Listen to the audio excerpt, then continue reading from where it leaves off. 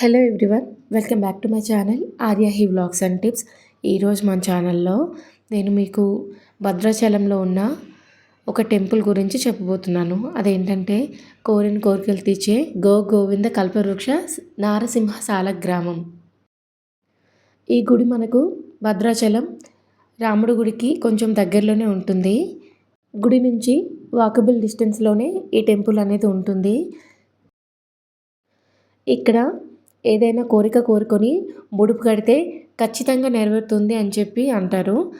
గుడి కూడా చాలా ప్రశాంతంగా ఉంటుంది. ఫస్ట్ మనం వెళ్ళేటప్పుడు గుడికి ఇలా మొత్తం గోవులన్నీ ఉంటాయి. ఇక్కడ గోసేవ బాగా చేస్తారు.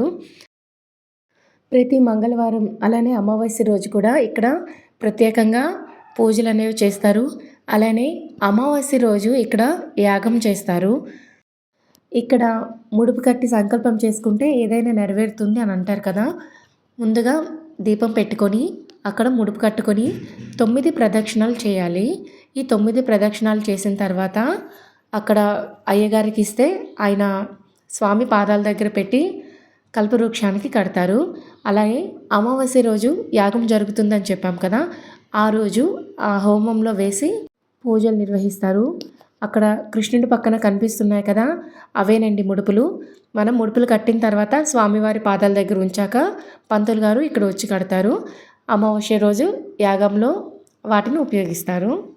ఇక్కడ స్వామివారు కూడా సాలగ్రామ రూపంలో మనందరికీ దర్శనమిస్తారు. ఎవరైనా భద్రాచలం రామయ్య దర్శనానికి వస్తే తప్పకుండా ఈ గుడిని కూడా దర్శించుకోండి. ఇక్కడ అమావాస్య రోజు జరిగే యాగానికి భక్తులు చాలామంది వస్తారు. ఈ ఆలయానికి చాలా సంవత్సరాల విశిష్టత మరియు గొప్ప ప్రాముఖ్యత ఉంది. స్వామివారికి పూజలు ఇక్కడ నిత్యం చాలా బాగా జరుగుతాయి. కానీ ముఖ్యంగా మంగళవారం నాడైతే అభిషేకం ప్రత్యేకంగా చేస్తారు. దీనికోసం చాలామంది భక్తులైతే వస్తారు. మనం కోరిన కోరికలు ధర్మబద్ధంగా ఉంటే ఆ స్వామివారు ఖచ్చితంగా నెరవేరుస్తారు. కోరిన కోరికలు తీర్చేటువంటి ఈ గోవింద కల్పవృక్ష నారసింహ సాలగ్రామం ఈ గుడిని మీరు కూడా దర్శించుకోండి. ముఖ్యంగా మంగళవారం అమావాస్య రోజు ఇక్కడ ప్రత్యేకంగా పూజలు జరుపబడతాయి.